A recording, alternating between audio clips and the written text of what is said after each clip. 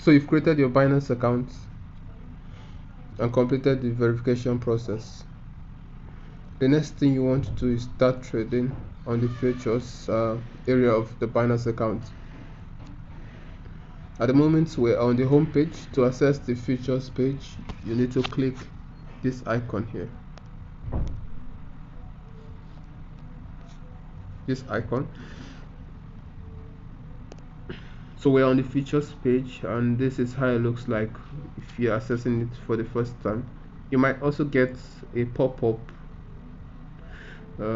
asking you to take a mock trading test. That's going to come if you are using it for the first time, but mine is not showing at the moment. I think it might come up later on, but now this is how it looks like once you're accessing it for the first time. Our area of we're going to be focusing on this area for the sake of just this video. Okay, the first thing you want to change is this icon here. Here you see cross. You want to change that from cross to isolated, because this mode where we are at the moment, we actually allow the system to take from your available balance. For example, you take you are having a total of $100 on your Binance account, and you took a trade with just $50. If you are below your stop loss and you're about to hit your liquidation price, don't worry about that. We'll be talking more about that in subsequent videos. If you're about to hit your liquidation price, which means your total amount, you're about to lose your entire funds, what this feature, this cross feature, from the word cross, you know what that means, like a bridge. So it will switch over to your other balance, which is the other $50 that will be remaining on your account, and to start taking from there to just keep you in the trade. But we don't want that, and that's why we'll be changing it. We'll be changing it by clicking this drop down arrow. So I'm selecting isolated. Isolated will now make you to use that same amount you used to. If you still use the same $50 to take a trade, whatever happens to that amount, is still your other $50 on the available balance will still be intact. Nothing will happen to it. But the other features actually allows the system to take out of the available balance, why this doesn't allow that. This is where you can change, sorry about that, this is where you can change the leverage. At the moment, or by default, you're going to have 20x leverage, and to change that you need to click the drop down arrow close to the 20x. So from here you can adjust the leverage using the adjustment drawer. So you can adjust it to whatever leverage you want to use. You can adjust it to the maximum leverage, which is 125, or you could simply leave it to the lowest leverage, which is 1x leverage. After adjusting, you click the confirm button and you have it all set up. The next place we want to focus on is the available balance. From here you can see your available balance.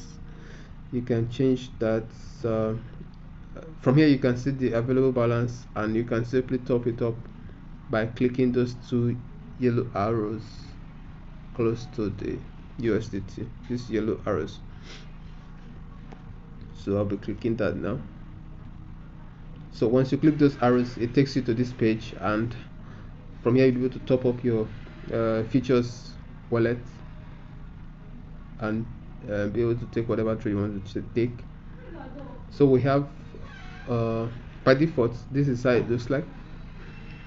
You'll be able to take from your spot wallet or whatever wallet you want to take by clicking this arrow here. So you can either take from your that arrow there. So you can, once you click the arrow, it will allow you to take your funds from whatever you want to take it from. So look at, we have from, and the destination to is USD M Futures, which is your futures wallet. Remember, the asset is USDT. Here you can also enter the desired amount. If you are going to be using the entire amount in whatever wallet you'll be using, you can simply click the max button. If not, you can simply type the amount here and you click confirm transfer below here.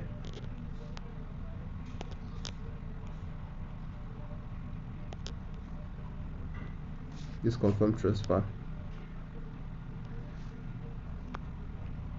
Okay, the next thing we want to talk about is the limits button. By default, this is how it looks like. You're going to leave that. You don't need to change that on your Binance account. Another one we want to talk about is the place where you'll be able to set an entry price.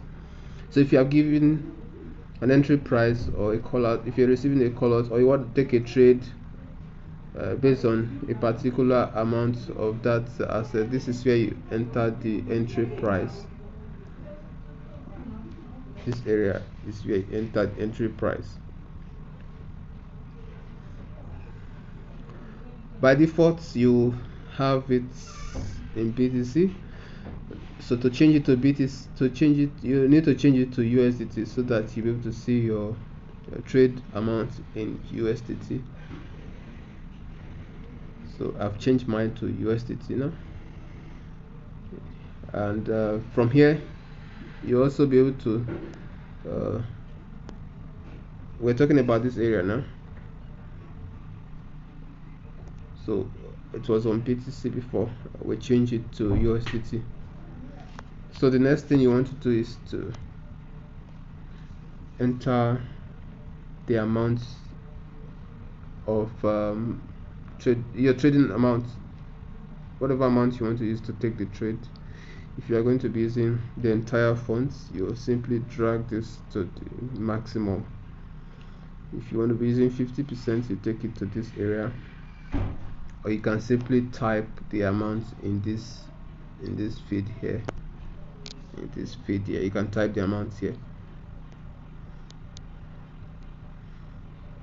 So once you type the amount, you are good to go. Another thing we want to focus on is the stop loss and take profits area. So to do that, you're going to click this icon here, this check icon here, this icon.